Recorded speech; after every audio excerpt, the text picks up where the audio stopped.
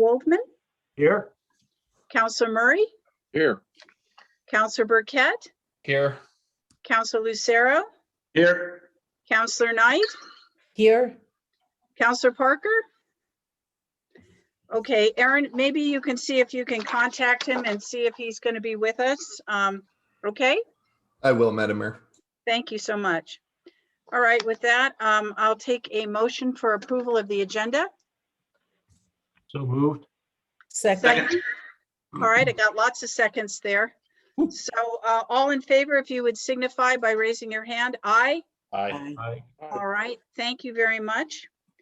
Now we get to move on into presentations. And for the first one, for Commander Tanya Latin, I would like to cede the floor to our Fire Chief, Anthony Martinez. Chief? Thank you, Madam Mayor. My pleasure. Councilors, citizens joining us on Zoom. I'd like to take the opportunity, and if everyone can please help me welcome and congratulate Commander Latin. She has been awarded Emergency Manager of the Year. She was nominated by her peers in the emergency management world. It's a special group. The New Mexico Association of Emergency Management Professionals. Some of the criteria was based on, having to be a full-time employee with a municipality, performing emergency manager duties. Those of you that know Commander Latin, I think, understand that she goes above and beyond her regular duties. And this is a well-deserved award. She'll tell you she was surprised. I think all of us know that, well, we knew she deserves this. So, please, please, if you have her phone, and I'm sure half the village has her phone number and it's probably on the web, reach out, send her an email. If you see her in public, she'll remind you to keep your mask on and keep your distance. And to get vaccinated. Please congratulate her, and I'll pass it on back to you, Mayor. Thank you. Thank you, Chief. I think we all need to give Tanya a huge round of applause. There you are, Tanya. Thank you for coming on the camera. All right. Looking so nice. Thank you so much. We know that you are an employee that kind of never says no. So, and we know that during this time of COVID, many places have emergency managers, but see, we knew we had the best and we actually do. So thank you so much. We are so proud of you, Tanya. Thank you. Well, I'm so glad I wrote that letter. Anyway, thank you. Thank you, Commander. Thank you. Unfortunately, I do not believe it comes with a cash award, but we do it. She is sort of the epitome of public service. So thank you. Thank you so much. Mayor, Yes, just a very quick comment if I could. of course. About 3 years ago, the Fire Chief Martinez was nominated by his peers as Fire Chief of the Year for New Mexico. And we have the lowest crime rate in the state. And with Tanya now, I think we're in pretty good hands. So I just want to thank all of them for all your hard work. So thank you very much.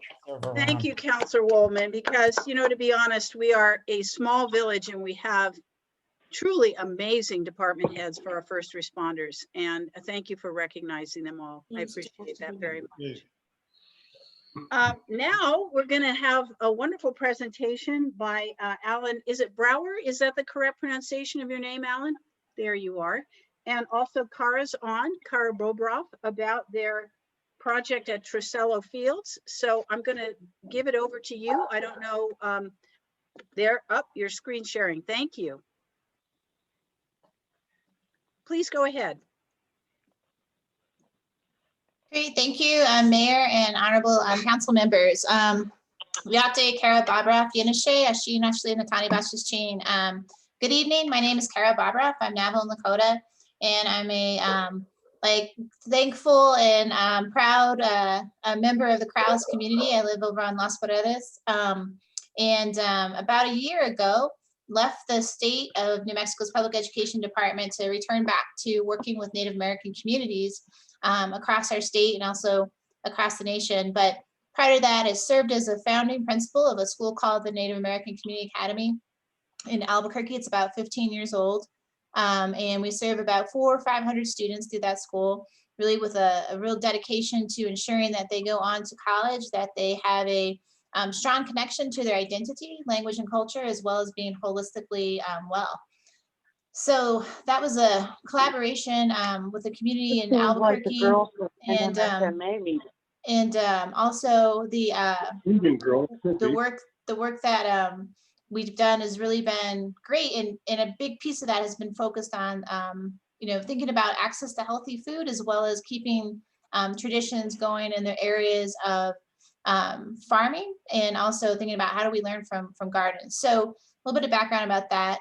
In 2014, we launched a network called the Naca Inspired Schools Network, where Alan and I work to support emerging school leaders and communities in defining education and creating schools that really met the needs of their community. And we have several schools across New Mexico, as well as in South Dakota.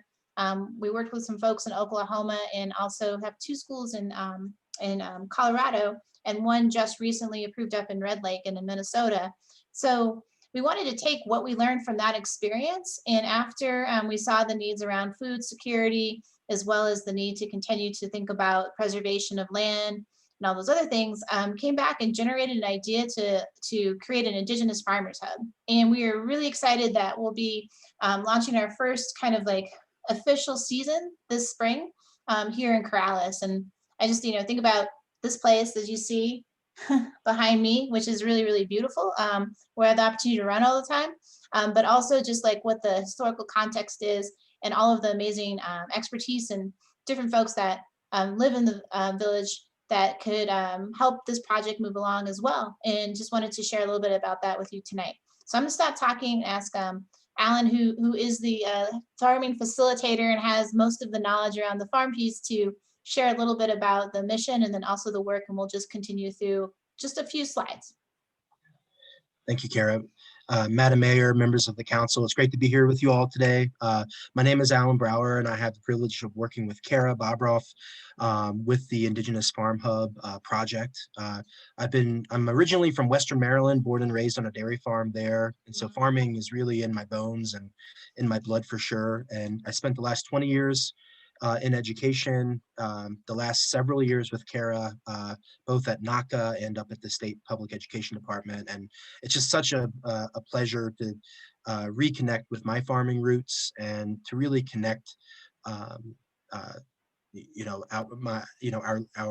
dedication to Indigenous communities and farming. And so the mission of the Indigenous Farm Hub is to engage Indigenous communities and other members of our community to create and strengthen sustainable food systems, provide healthy foods to community members, build prosperity for farmers and local communities through land reclamation, as well as reconnecting the bond between language and culture to indigenous practices of agriculture. And so we have a slide that kind of connects all those things in a few moments here. But we are also just really pleased to work with the landowners of Trisello Fields, Beverly Henry in particular. She's been such a supporter of the work that we're doing. She's met with Councilman Waldman and myself and the Naca young alumni that have come out to the farm so far. And I think she's just really excited to see young people reconnecting to agriculture in a way that has like true purpose. And it's going to just create more opportunities for both them and for the village of Corrales.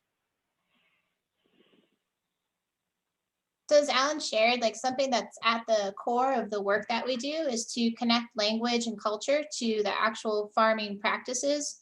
And that's done through a couple different ways. One, through like direct teaching, but also by bringing other what we call like language keepers or culture keepers to the project. And so some of that curriculum development has been going on over the winter and into the spring. We'll be hosting the Native American Community Academy leadership team on May 12th, I believe, out at Trisello Fields to really get a more grounded to the actual location, as well as to help inspire the teachers in thinking about how to make connections for kids and students. Another aspect of that is actually working with some of our alumni who come over every other week, I think as Alan was sharing, to help with the preparation, and also will continue throughout the entire season as part of their core work. And most of these students also go to college either at Central New Mexico Community College or the University of New Mexico. And some aspire to become food corps members that will have a year of service working with us in order to support this farm, but also a couple other projects that we are working with on Navajo Nation as well. I don't know if there's anything else, Alan, you want to talk about here. If you want to share the information about how we think about food access and just what that's going to look like, or if that's in the next slide. Yeah, for sure. I'll just Okay. share that one thing that I think is important to our work is that this is the framework that we have created through many conversations with community members across the state, many indigenous farmers and people within indigenous communities. And so at the center of these circles is really where we see our work. And in terms of like the big components of our framework, really centers around commitment to community and service. So seeing the Farmhub as a gathering place for students, families, and farmers to kind of reconnect, thrive in land-based learning experiences, but also with the purpose of creating healthier food systems for everyone involved. It's going to be a great opportunity for key community partnerships, both indigenous and non-indigenous organizations. It's going to take everyone to kind of ensure that we are, advocating and creating access points for everyone as we develop our work. The other three ingredients of our work are around land sovereignty, and how we're thinking about land sovereignty is reclaiming some land that indigenous farmers, community members, and students can see as their own, and start to develop a deeper understanding of agriculture and living off that land. One of the main ingredients of that component too is the idea of prosperity building. The USDA, as you all probably know, they do a lot of different census.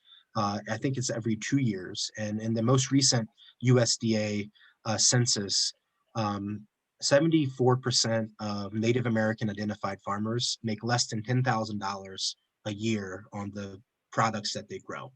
And 92% of Native farmers make less than $50,000 a year. So if we think about $50,000 as a starting point for a livable wage, only 8% of Native American farmers in our nation get to that threshold. And so we really see that a main ingredient of what we want to do is to ensure that we're supporting farmers, both our kindergarten through 12th grade aspiring farmers, as well as our farmers who are going to be coming to get trained by us, are really thinking about a clear community-centered marketing plan and business plan that they can take back to their home community or thrive with us at the Indigenous Farmhub for in the future, to really not just make ends meet, but really thrive as farmers and as key people within the food system work. Food sovereignty is another aspect. I know that many of our communities do not have the access to locally grown, nutritious, fresh food. And so we see that our farmers who we're working with are really important people in shifting that narrative and creating more and more access points. And then finally, cultural sovereignty, as Kara mentioned earlier, our project is really centered around ensuring that language and culture revitalization is going to be, a centerpiece of everything that we do with our students and our farmers that we're working with.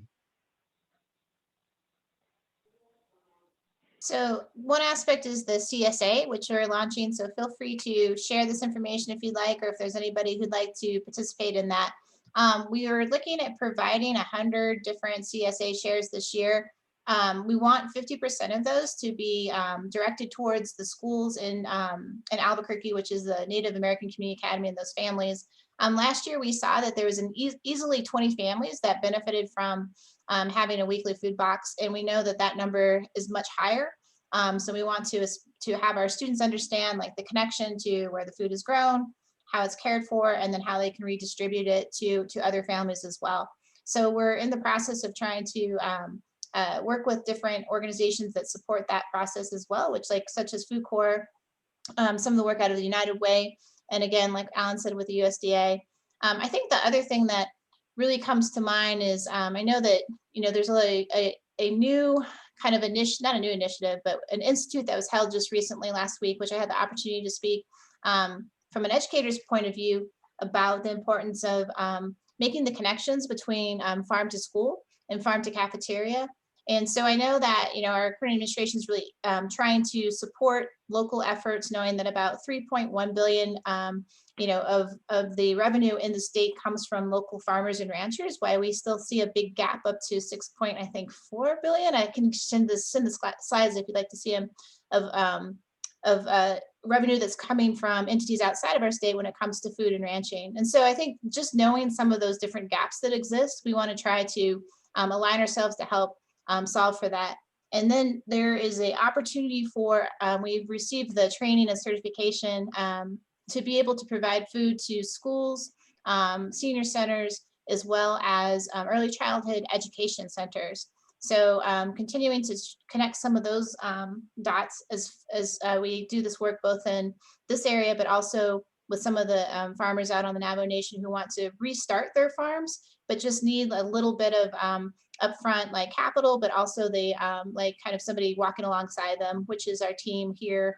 More so Alan, I can help on the planning side, and I can help with like a pair of hands when it comes around to pulling weeds or picking different vegetables. But really also a young, well, actually he's a little bit older than me, Navajo individual from the Four Corners area who's been working with us as well, who carries kind of the traditional knowledge, and then a young woman from Coach de Pueblo who will actually help lead this project into its like full-blown fruition as we keep moving forward. But really, that's just all we wanted to share. And thank you for your time. I know you have a lot on your agenda, I'm sure, but we're really excited and proud to have this be centered in Corrales, and also look forward to connecting our students to some of the other initiatives, such as the farmers market and some of the other farms that are going on here as well. I think we can learn, they can learn quite a bit from this experience.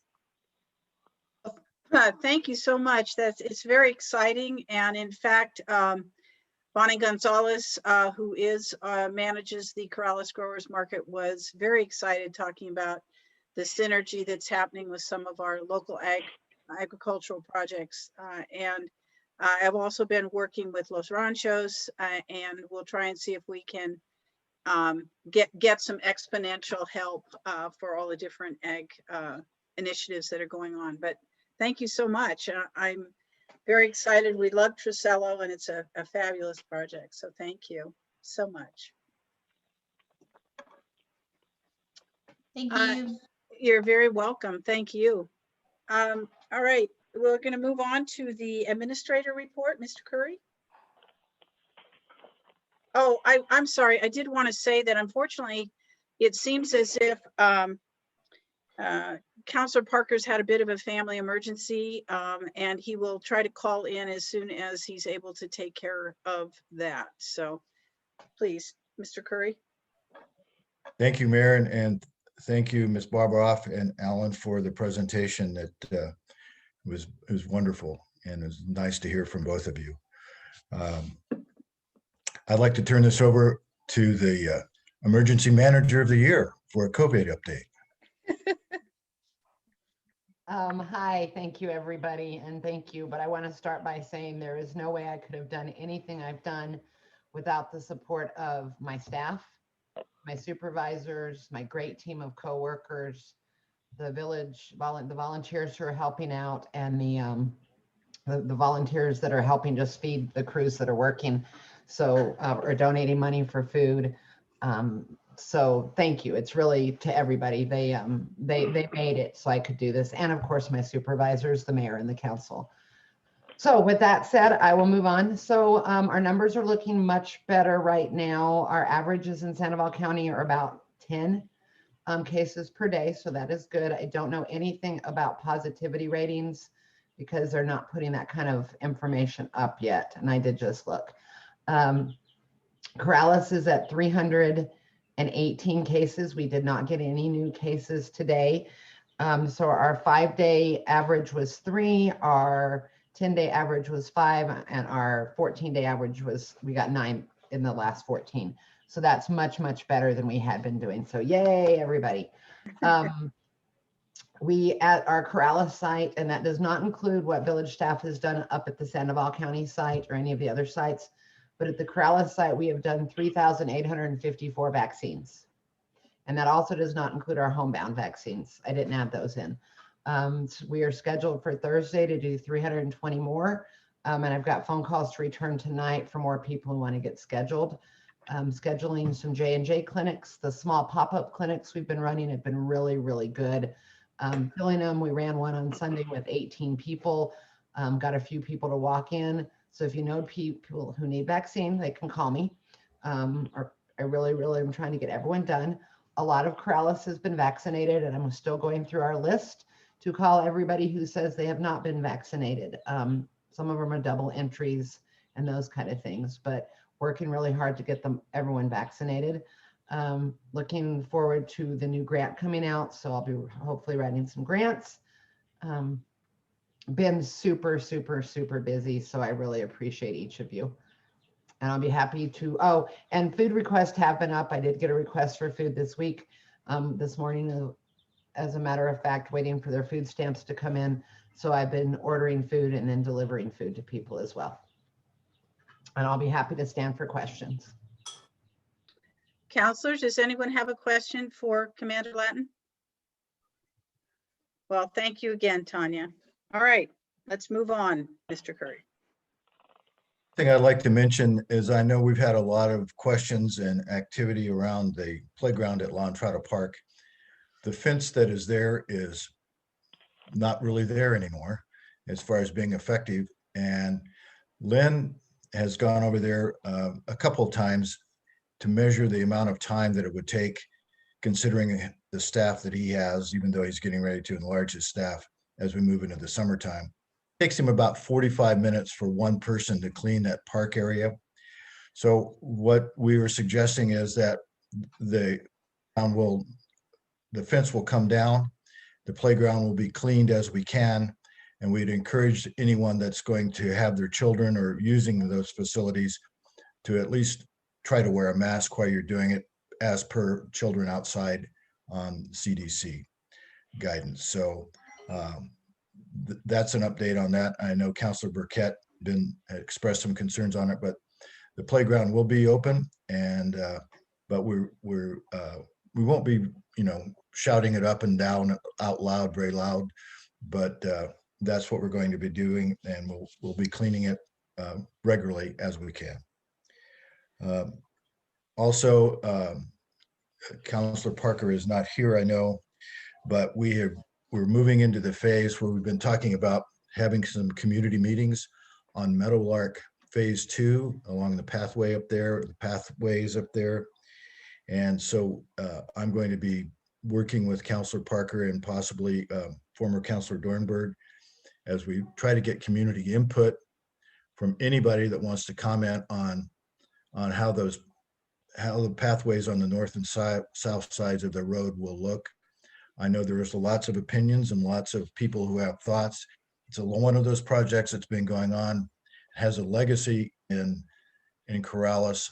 A lot of the comments that went into developing the plans in the past have been ignored. And so we're going to essentially start fresh and get that input in, and we'll be doing that throughout, starting in the spring, and hopefully have that input done by the beginning of summertime. And we've got it in the process of defederalizing that so that we won't have any monies that we have to depend on from the feds and following their guidelines. Also, as I mentioned last week, coming up on the 4th and 5th of May, we'll be holding budget hearings for the departments. They will be held in front of myself, Aaron, and Raina. We'll also be hearing from 3 different groups of folks, community folks that have projects that they want us to entertain and then possibly present to the council.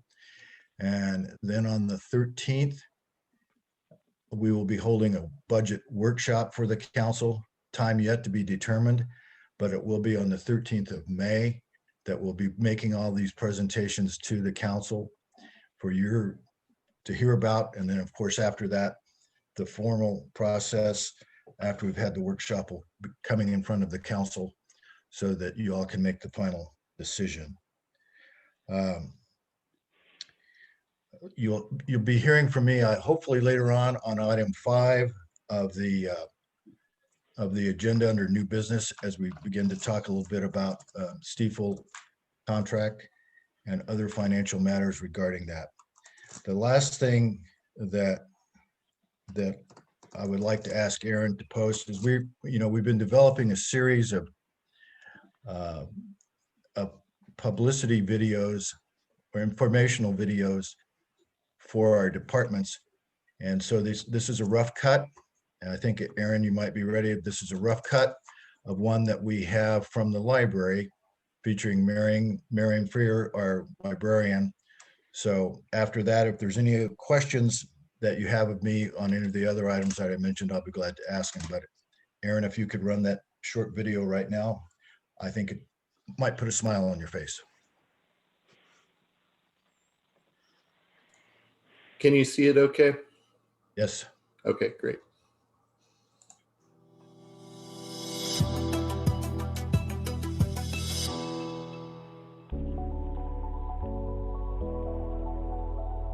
Welcome to the Village of Corrales Library. Yes, the good news is we are open and you can come in and see us, but you have to make an appointment. We do have children's programs going on, but they're all virtual, so you access them through our website. And once in a while, we have take and make kits, so you can pick up a little kit for your kids to play with. If you want to check out books for your kids, just make an appointment online. You have 30 minutes. Hey teens, I know everybody's getting really tired of hanging out at home. So to keep you from getting bored, don't forget we have lots of DVDs for you. And don't forget, we have a huge collection of graphic novels. Yes, we are still getting magazines, and there's new ones every week.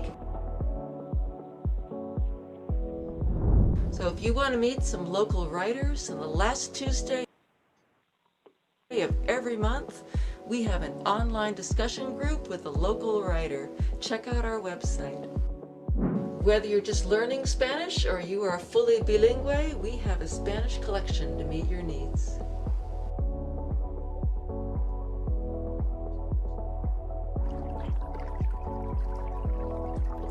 Welcome to our Southwest room.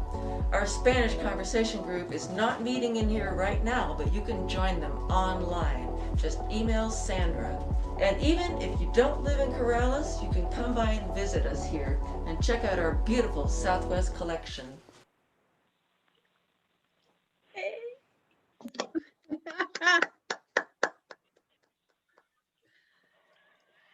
So we're gonna, we've got some great videos. You've seen some of them, and we're slowly packaging them together so that you can look at them on our website, or you can use them to feature some of the things that we do in the village.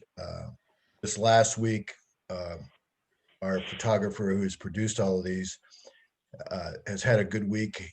He was over at the swimming pool, and he's gotten drone shots of before and after of cleaning the pool and doing the things that you need to do with acid to get it clean. And it turned out really well. The only thing that I would report is that Lynn Sieverts, our Parks and Recreation Director, slipped and fell and had a direct contact with some of the acid But if you know Lynn, that was just another day in his life. So all is well. And so if anybody's got any questions, Mayor, on anything else I mentioned, I'd be glad to answer them. Counselors, yes, Counselor Burkett. Only half joking. Do we have footage of Lynn falling in the video? I hope so. We do. I believe at the time that happened, Counselor Burkett, he was explaining to people how you needed to be careful around that. Yeah. Pride cometh before a fall. We all know that. So a lot of people learn from example, not by words. You're right. You're right, Lynn. That's absolutely correct. Any other questions for Mr. Curry at this time? All right, seeing none, I'm going to move into the counselors forum. This section is for informational purposes only, not for discussion and debate, to inform the governing body of an issue concern that would not be addressed on the agenda during the business session. Do I have any counselors who would like to speak? All right, I don't see anyone, so we're going to move into the Corrales forum. Aaron, what do we have tonight? Yes, Madam Mayor, the only person who signed up tonight is Joan Hashimoto. So Joan, whenever you're ready, you got your 3 minutes. Thank you. Hello. Hi, everyone. I'm Joan Hashimoto, Chairperson of the Bosque Advisory Commission. I'd like to take this opportunity on behalf of the Bosque Commission to thank Chief Martinez and John, Abby, and Nathaniel of the Fire Department. In late winter and this spring, they've been using a tractor with a brush grapple to mechanically pull out Ravenna grass from the banks of the Bosque at the East Ella area and also south of there. They've been removing Ravenna seed heads also before they disseminate. They worked hard to get the job done before the migratory bird season deadline. They also removed some dangerous jetty jacks. The work was difficult, dirty, hot, and no fun. This work was funded by the New Mexico State Forestry Division. Many invasive plants, which are a fire hazard, were removed. Thank you so much. And that's it. Thanks. Thank you. Thank you so much, Joan, for recognizing the efforts of our fire department. Thank you. We're going to move into the consent agenda then. All matters listed under the consent agenda are considered to be routine by the Village Council and will be enacted by one motion. There will not be separate discussion of these items. If discussion is desired, that item will be removed from the consent agenda and will be considered separately.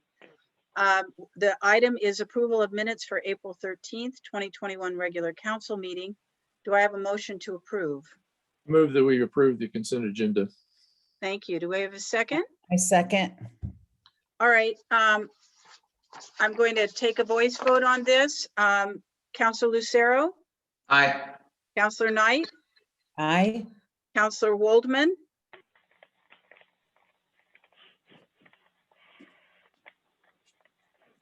Aye. Councilor Murray? Aye. Councilor Burkett? Aye. All right. Thank you. All right. We're going to move into new business. The first item on the agenda is the consideration, action, and approval of the decisions, conclusions, and findings of the appeal hearing of variance 2101. I don't know if, Randy, is there anyone to speak to that, or should I just call for a motion and then discussion if there is any? Yeah, I don't know that there was any objections or any comments from any party. Because the decision was already made, it would only be in the form of a complaint about the form of the minutes. I mean, I'm sorry, the form of the findings. So I think you may begin, unless there's someone signed up to speak on this, with a motion. All right, I don't think there is. So do I have a motion on this item? So moved. Thank you. Do I have a second? Second. Any discussion? All right, then let's take a roll call vote on this. Councilor Waldman? Aye. Councilor Murray? Aye. Councilor Burkett? Aye. Counselor Lucero, Aye. Counselor Knight. Aye. Thank you so much. All right, we're going to move on into the second item, which is consideration, action, and approval of Resolution 2110. This is a resolution for the acceptance and approval of the fiscal year 2020 audit. And we do have a presentation from our auditors, Carr, Riggs, and Ingram. Madam Mayor, how are you? I'm Counselors? fine, thank you. How are you? I'm doing fantastic. Thank you so much for having us. Sure. So I'll go ahead and share my screen here. We'll go through this. If you've got any questions, go ahead and let me know. But my name is AJ Bowers. I'm a partner with Carr, Riggs, and Ingram. You should be able to see, are you able to see my screen? Yes. Yes. Awesome.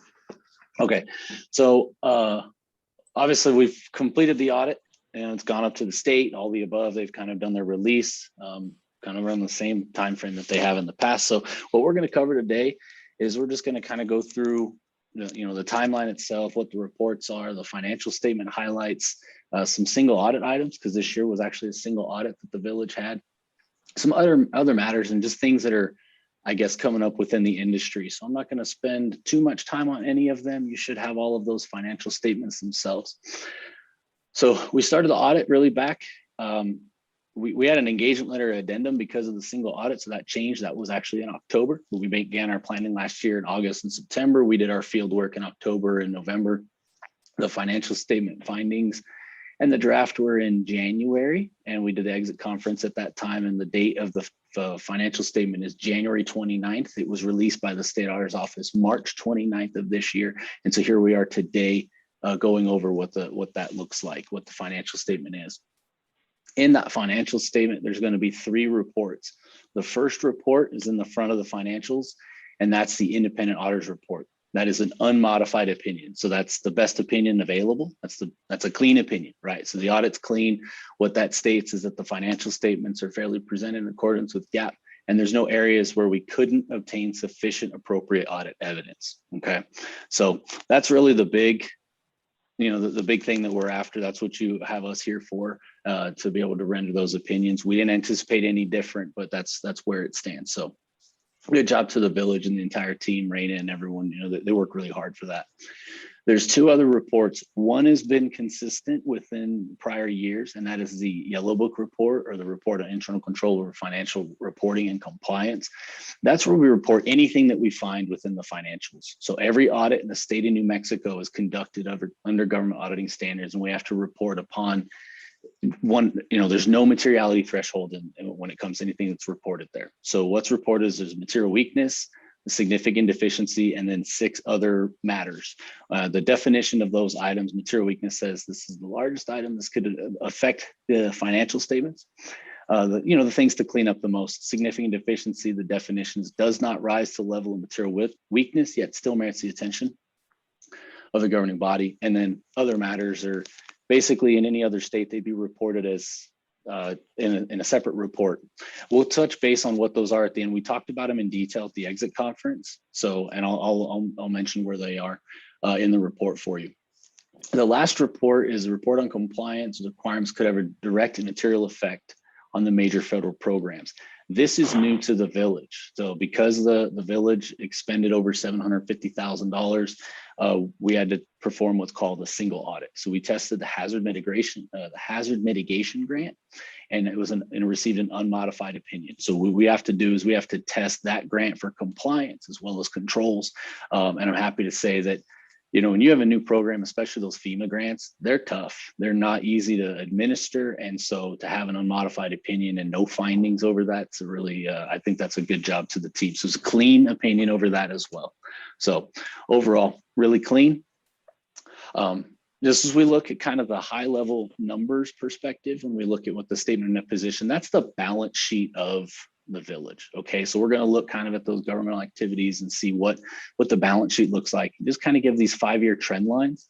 And so really, assets are heavily impacted by the overall capital assets. And, there were additions in the prior year. Liabilities are heavily impacted by any sort of debt and that net pension liability that's up with para and the state. And then the net position is your equity, okay? So when we look at what those lines look like, your assets are up over the last few years, up to about 35 and almost $36 million. Your total capital assets is that 24 million, okay? And then your cash is held pretty steady there. And I say cash, I mean cash and investments. So, 9.3 and 19, 8.3 in the current year. So pretty consistent, nothing that's really out of the ordinary. When we look at the liability side, you see that increase up to that 11.8 million. That yellow line there is that net pension liability, and you've seen it kind of tick over 5 years from 2.9 up to 5.2. That's the village's proportionate share of para. Okay, so para's got a large liability, and the proportionate shares go down to the different participants. Now, we're just reporting on what's there. That's obviously something that the reason that we bring that up is it affects your bond ratings because it affects your equity numbers. Right. So when you look at your equity numbers or net position, it's about 24.7 million is the total net position, but a lot of that's restricted. It's sitting in your fixed assets. It's sitting in restricted funds. And so that unrestricted number is right about $100,000. So it's right there at 0.1 million. Okay. That's the one when you start looking, when it gets down there, it's because, and you'll hear anyone, if you're ever looking at going out to bond, they'll start talking about what those numbers look like. So there's nothing that's necessarily unhealthy within the village. It's just the understanding of the numbers there, because everybody's in the same position when it comes to para. Para is about 65% funded at the state level, but it's something to be aware of what that looks like and be working with the legislature on that. When we look at the statement of activities, that's the income statement of the village itself. And, over the year over year is about a $900,000 increase because of that FEMA mitigation grant, and the expenses have been pretty consistent over that 5-year trend. So as you look at what that looks like, that 5-year trend, that darker line, 6.7 to 7 million, that's the expenses, and that includes your depreciation and interest expense, things like that. And then the revenue was up to 10.1 in the current year. Okay, so you had a large increase there, but I think that's with that hazard mitigation grant, that's the reason. When we look at the general fund, that's kind of the operations of the village. It's not anything that's earmarked for or anything. So I think it's kind of consistent to look at, or helpful to look at that fund there as it performs as a function of revenue and as expense, and then really looking what those cash items are.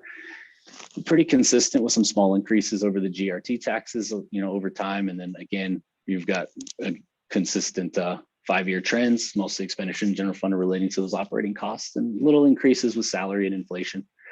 So your revenues from 5.1 to 6 million over the 5-year trend in the general fund, and then 4.5, you had a little spike there in 17, but nothing out of the ordinary that you would see.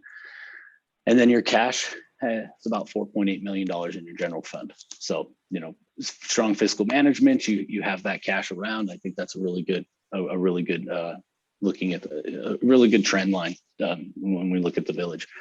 The business type activities, the wastewater grant itself, or the wastewater fund, just so you can see what that looks like. That was not included in those previous numbers. That was just the governmental activities. So when we look at that statement of net position, there's not a whole lot of activity in that fund. That fund is truly the infrastructure, and it's the related revenues that go along with it. So when those assets got moved over in 2018, that's what you see. That's why it spiked up so much. Those assets went on the books and they were transferred from the governmental activities over to the business types. And then the reason that it ticks down is just your depreciation over time. And then that's where you'll see, the liabilities are truly related to the way the net pension liability is. There were no employees in that fund this year, so there's no related net pension liability there. The rest of those liabilities, $15,000, it's pretty small and immaterial. And then when you look at what your equity looks like, again, it's going to be purely because of those assets, which is the infrastructure of the water system. And if we look at the income and the expenses, the income actually was up a little bit year over year, and your expenses decreased due to no payroll costs and no pension expense. Okay, so nothing that's out of the ordinary within that fund. So the last thing to look at here before we kind of just touch base on the related to the highlights of the financials here is a single audit. So when we talked about how we looked at the hazard mitigation the hazard mitigation grant, that's all Basin. There's that's the direct material compliance requirement. So the village, we tested, it's not a legal opinion, but we test for the controls as well as the grant compliance around these different activities. So your allowable costs, the principles, the way the cash is being managed, is use them timely, are you reporting them appropriately? And so we opine on those. We pull a bunch of samples around them. And so there was no findings noted over that, as I had mentioned before, but just knowing that we did test that grant, and that's what we look at. Just as a reminder, our responsibility is, of course, to conduct an audit in accordance with GAAP and government auditing standards, and that we are obtaining reasonable and not absolute assurance. So we don't test every transaction.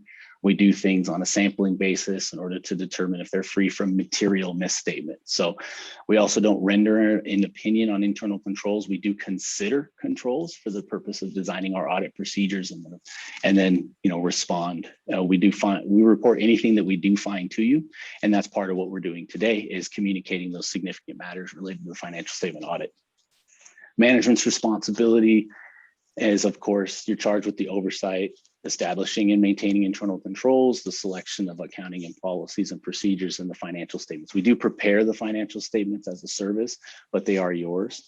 The governing boards, Mayor Rourke, Councilors Murray and Sarah, you were in the entrance conference, the exit conference, the communications were sent by standards, all the above.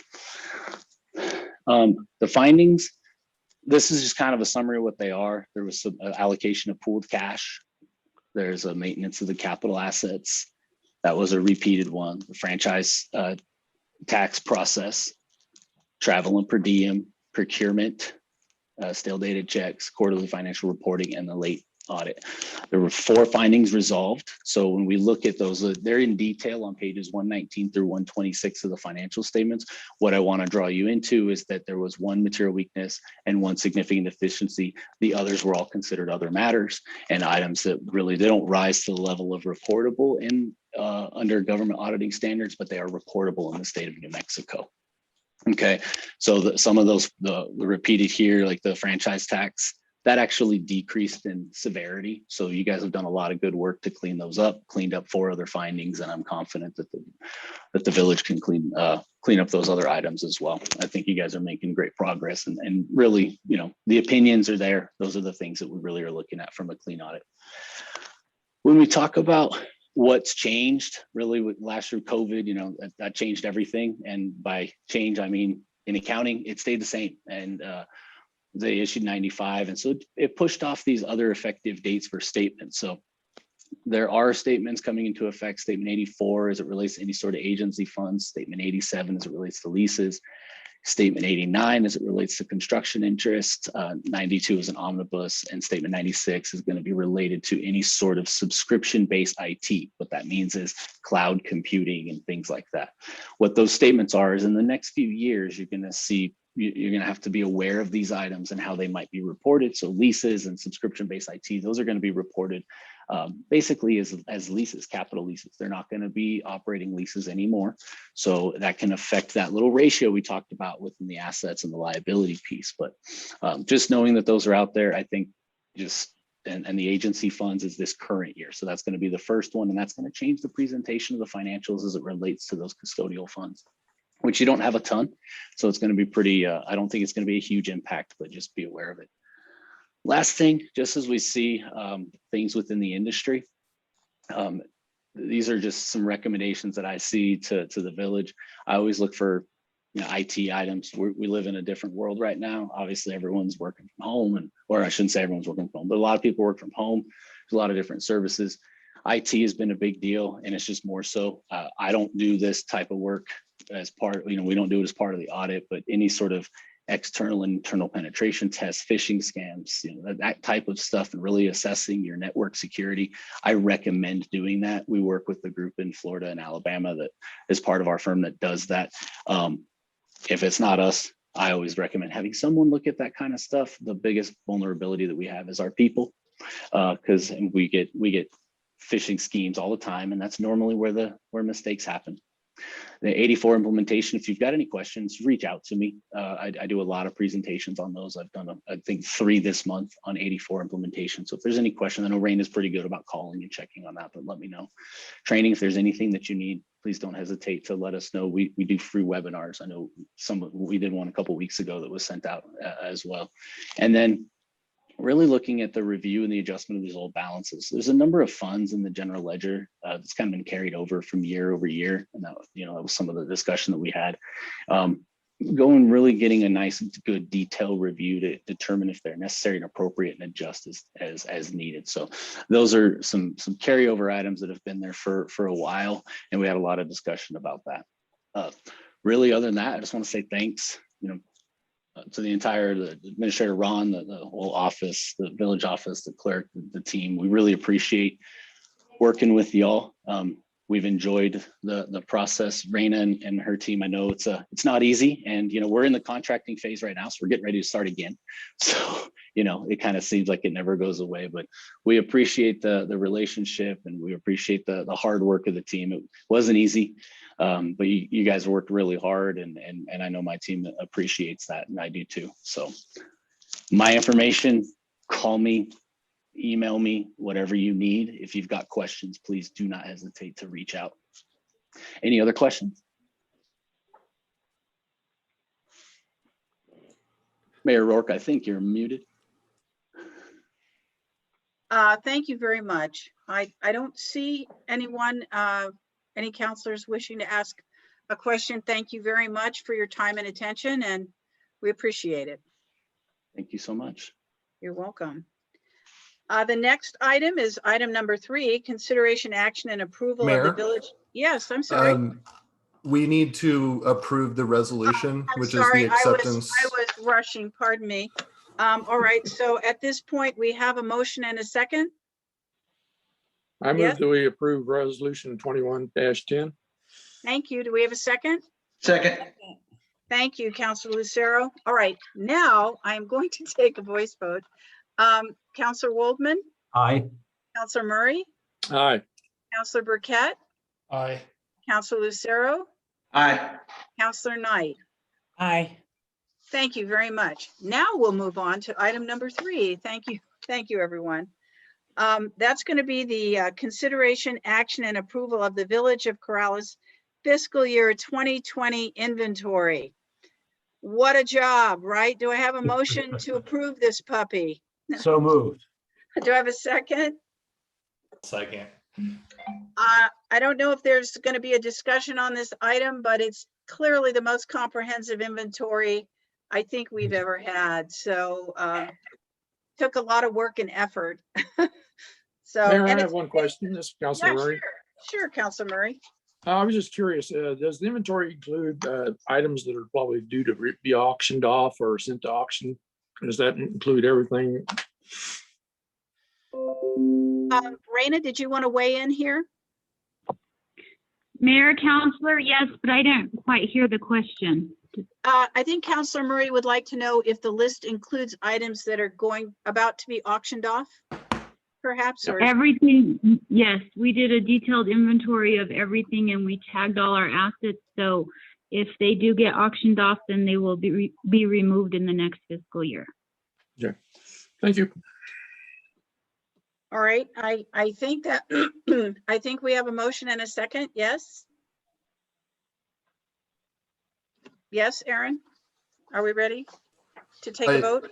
I believe so, Madam Mayor. Okay, thank you. So Councilor Lucero? Aye. Councilor Knight? Aye. Councilor Waldman? Aye. Councilor Murray? Aye. Councilor Burkett? Aye. All right, thank you very much. And I think as everybody knows, the inventory is really a work in progress, but it's always going to be changing, but it's a great basis. So I'm very proud that we've got this inventory now. All right, the number 4 is consideration, action, and approval of resolution 2111. This is a resolution authoring the closure of the Wells Fargo investment account. Do I have a motion? Can I will have a discussion. I just need a motion and a second, and then I'll open it for discussion. I'll make a motion. Thank you. I'll second. I've got a second there. Thank you. So questions, I think. Yes, Councilor Knight. Thank you, Mayor. I can't find the paperwork right now, but as I was reading through the information, it said it was going to go into a different account. I can't think of the name of it now, and I can't find my notes, but so is it FDI's insured? And it seemed to me like it was a fund or something that was well, if you could tell me the name of the account, that would help, because that has the name of Sure. Raina, would you like to speak to this? Yes, Mayor, Councilor Knight. So right now it is in the Wells Fargo Investment Bank account, and it will be transferred to the Wells Fargo General Bank account. Okay, so it's still with Wells Fargo. It is still with Wells Fargo. Basically, this is the account that had the funds that we moved up to Santa Fe. They moved it from this account to Santa Fe. They just left a little bit in there. And now I think it's time to close it. Okay, yeah, I was in the impression I should have kept better track of my notes, because when I was reading where it was going, I did have some questions about that. It didn't sound like it was going into another Wells Fargo account. I think the confusion you're having, Councilor Knight, is that in the whereases themselves, the second whereas lists that in 2019, we moved a majority of those funds from this Wells Fargo account into the local government investment pool, which is that LGIP fund. So that's already been done. There's a menial amount of funds left in that account, and we're essentially paying a fee every month to maintain that account.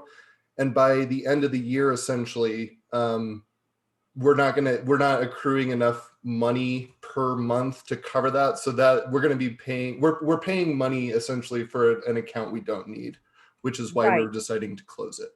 Right. It was the other account that you mentioned that I was questioning. That it is a group funding account, or can you review that one more time? Sorry. Yeah, it's the local government investment pool, which is that LGIP account that we've been discussing for the past couple months here. So is that with other local municipalities? The fund is like co-joined with that, with other municipalities? Yes, essentially, and I'll defer to Ron or Raina, but this is just another investment pool that's run by the state itself, not through Wells Fargo or like a private entity.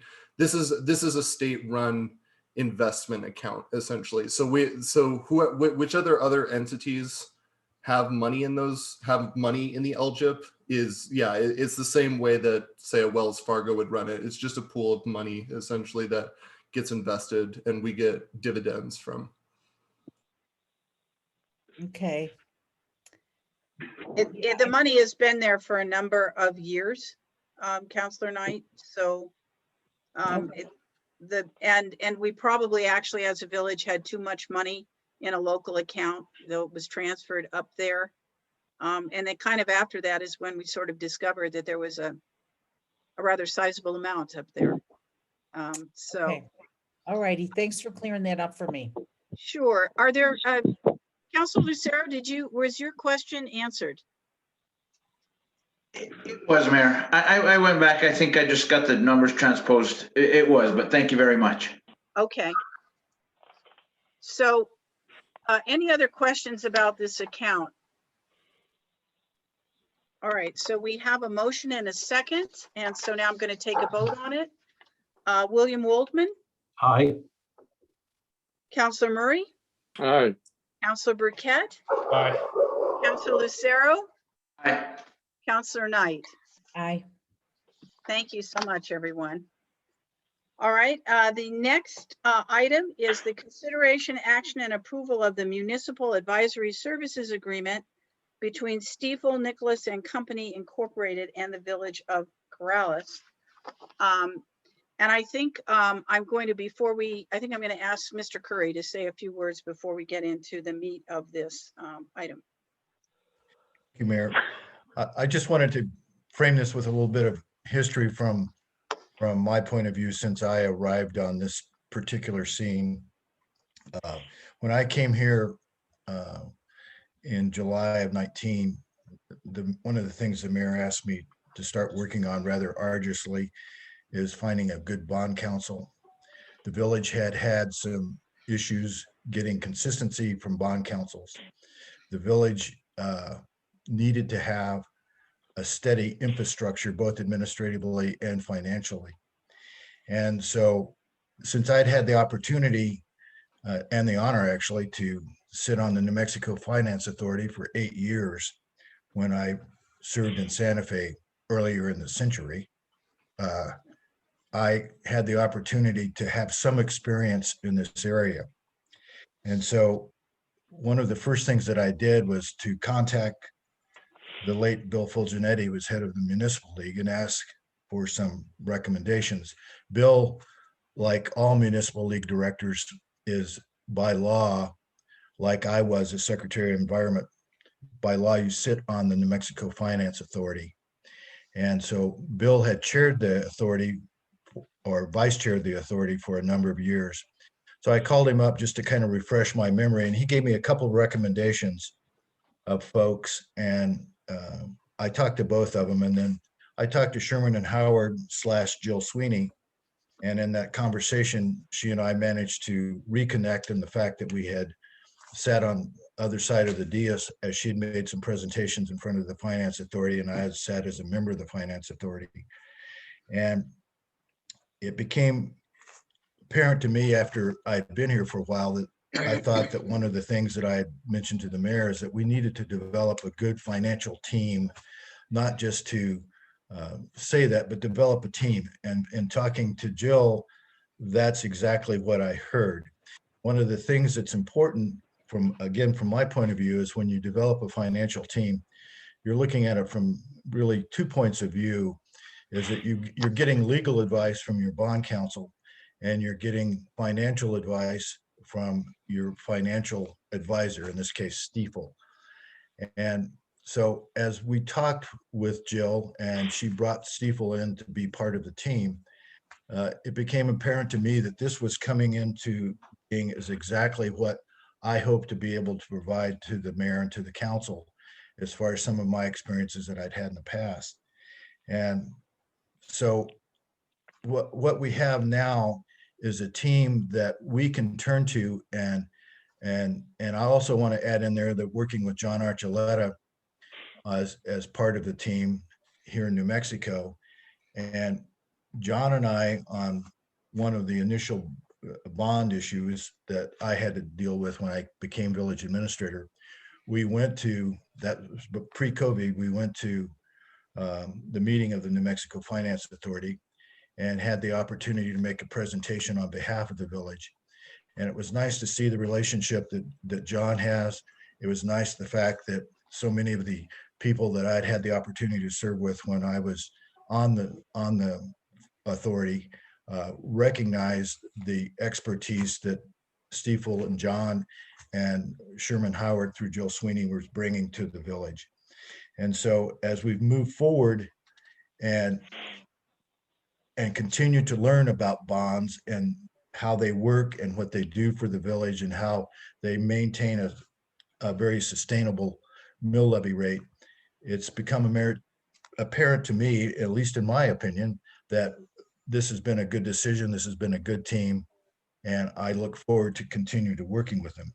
I know that through the years and the things that I've dealt with at all different levels of government, bonds and understanding how bonds work can be one of the most, confusing and complicated things that you can deal with. And even as I've had conversations with Jill and Brad and John Archuleta and Randy for that matter,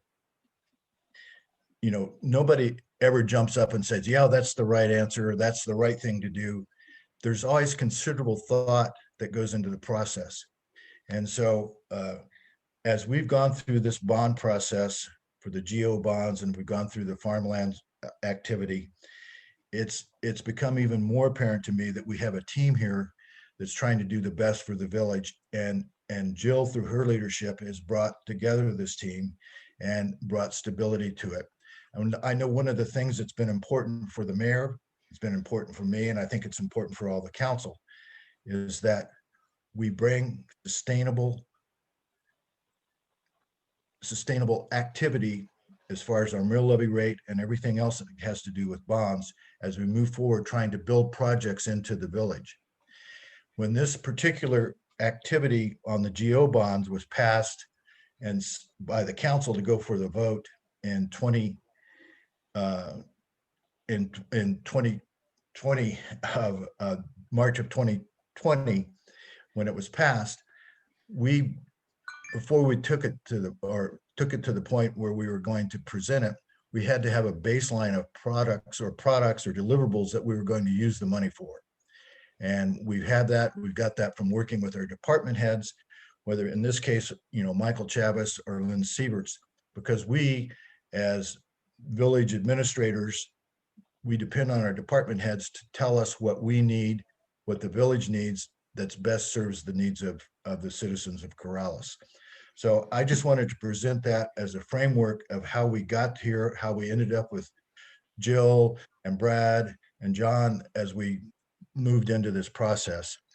So with that, Mayor, I will end that, but I thought it was important to have the genesis of how we got here.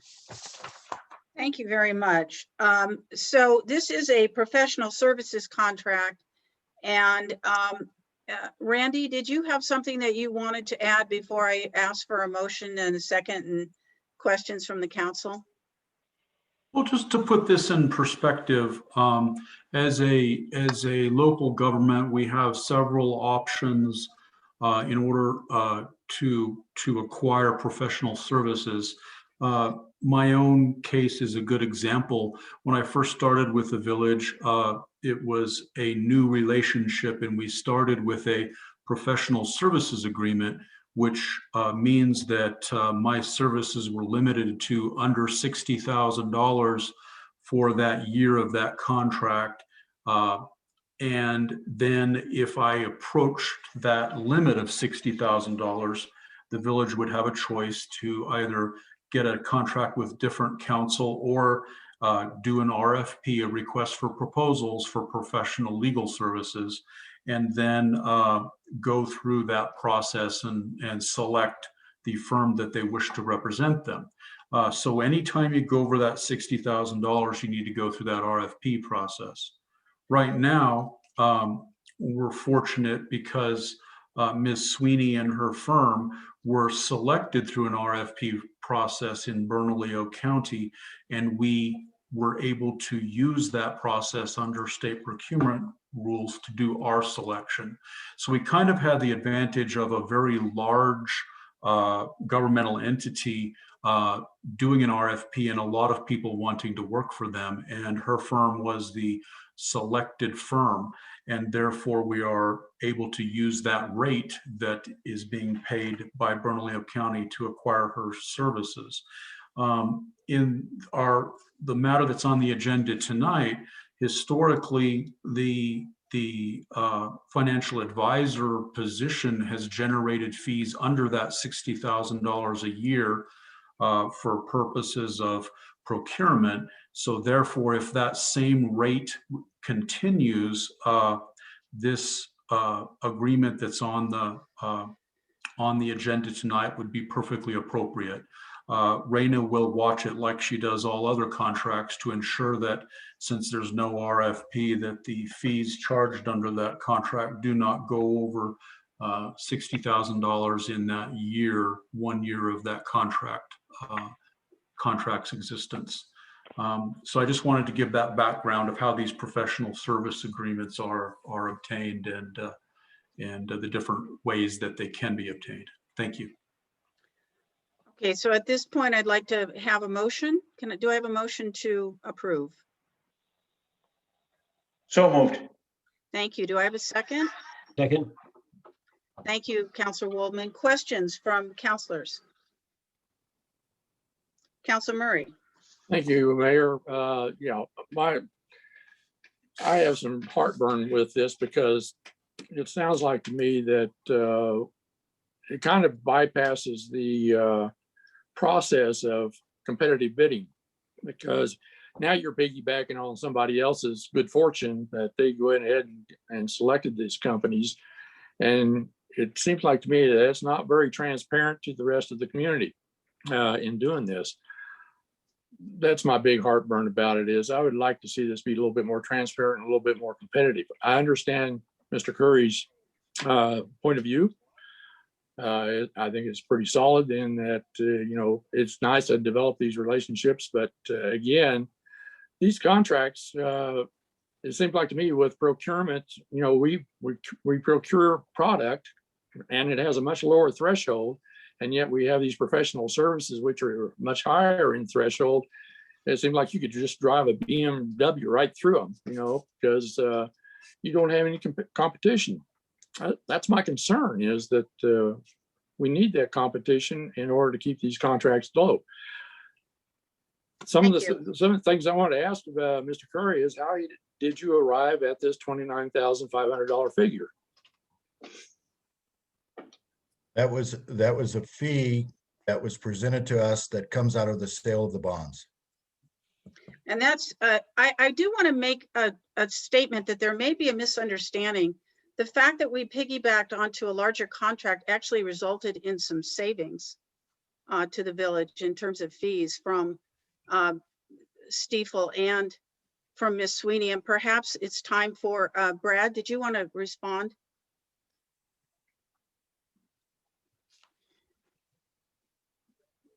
Or John? For John, Madam Mayor and councilors, our fee for the transaction that we're doing is just a flat fee. We don't take into consideration the size of the issue. If you issue $8 million or $10 million or whatever it is, it's a flat fee. Normally, our competitors go ahead and raise their fee when there's more issues or more bonds that are being done. So we feel that we're very competitive as far as our fee, and as a matter of fact, we feel that our fees are quite a bit lower in comparison to what our competitors are charging. So we have a very good reputation and history of working with numerous municipalities throughout the state of New Mexico, all the way from Taos to Las Cruces and Deming and Lordsburg, you name it, we've dealt with them. Between Brad and I, we have about over 60 years of history working as public finance professionals in the state of New Mexico. And in the state of New Mexico or any other state, your reputation is what's going to follow you. And if we're going to be way overcharging or doing something that's not going to be legal, we're going to have problems. So we're very dependent on our reputation. So we feel very comfortable with the fee that we're charging. We don't feel that we're overcharging. We feel that we got an extremely good fee for the village of Corrales. Thank you. Do we have any other questions from any other counselors? All right, I'm going to take a vote at this point. Counselor Wolf, I'm sorry. I was just going to say, even if we did have to pay a little bit more, I would rather somebody who really knows what they're doing and has the reputation and has the background than getting somebody that works with these bonds that aren't very good, because obviously that's a whole lot of money we're dealing with. So thank you. Thank you, Counselor Knight. I'm going to start the vote. Counselor Waldman? Aye. Counselor Murray? No. Counselor Burkett? Aye. Counselor Lucero? Aye. Counselor Knight? Aye. Thank you, everyone. Well, all right. At this point, the meeting of the governing body now intends to go into closed session pursuant to exceptions under NMSA 1978, sections 1015(1), that's section H8, for the purpose of discussing the potential purchase, acquisition, or disposal of real property or water rights by the public body. Do I have a motion? So moved. Second. All right. I'm going to take a voice vote. Counselor Waldman? Aye. Counselor Murray? Aye. Counselor Burkett? Aye. Counselor Lucero? Aye. Counselor Knight? Aye. All right, thank you. This meeting is now closed, and I will wait for Aaron to switch us into another meeting room. Thank you.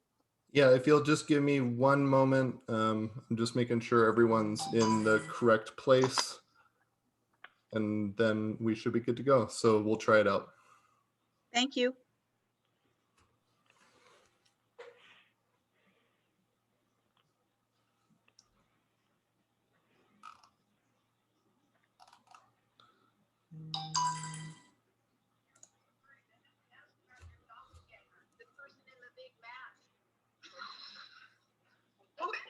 That's my COVID mask. It's very impressive, very impressive. Come like this.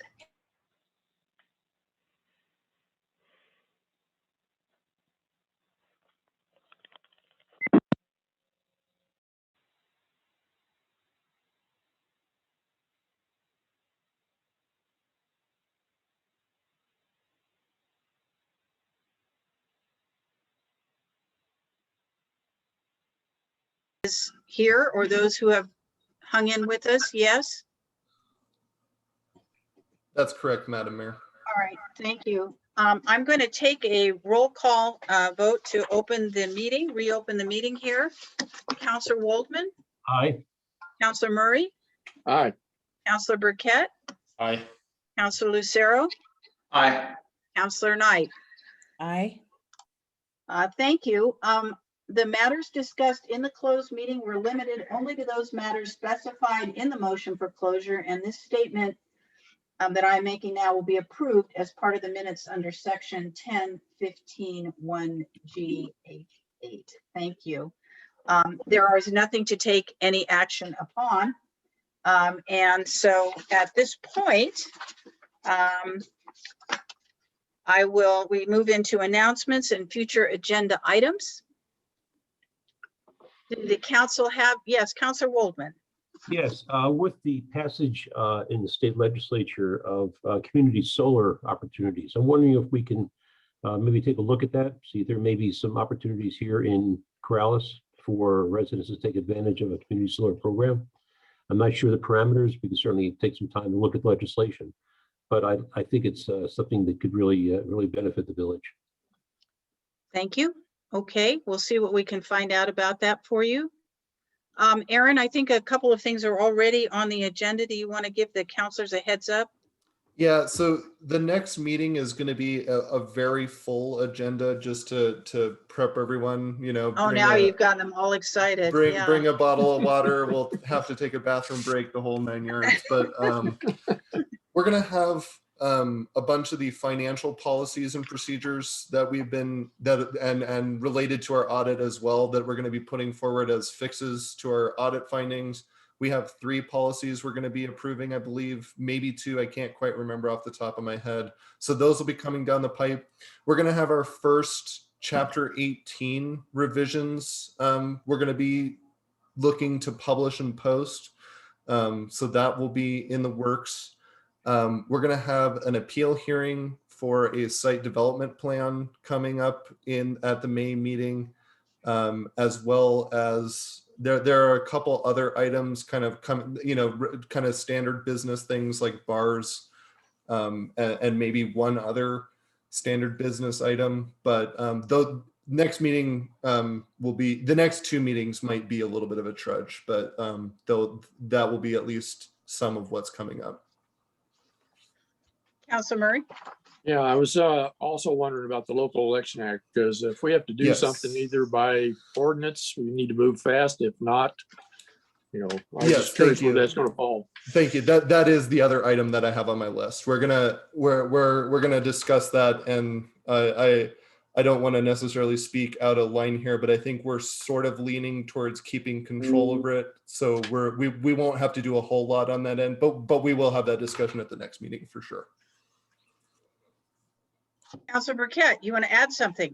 Yeah, it sounds like we're going to have some free time on our hands on those meetings, so just really would like to fill it up with. Is it possible to see a draft or start working on a draft of the fencing ordinance that we've discussed at previous meetings, so we can start having more discussions about that as well? Well, Lori's probably gone to bed by now, but Lori has promised me that it's almost ready to come before you. And Aaron, would you check back with Lori and see where we are? But I know she came to town with Maida Rubin came to town from the COG, and they did some final walking through, and I think they feel they're very close. I don't know whether it would get on the next agenda or not, but I think your dreams are about to come through, Counselor Burkett. But let's talk to Aaron and see kind of how the agenda is looking, if it can get there the next meeting and what we can do, okay, to get it before you in some form. Yeah, so my understanding is she has kind of run it past MEDA. It has run past the steering committee. And so, and they didn't have any sort of issues with it. So I think the final step here is just to get Randy's stamp of approval, and then I think we're ready to go. So I'll see if we can fit it in either this agenda or possibly the next. Thank you. All right, so if there is nothing else, I would really entertain a motion to adjourn. So move. Thank you, Counselor Knight. All right, all in favor signify by raising your hand and saying aye. Yay. Thank you. Thank you, everyone. Good night. Bye, everyone.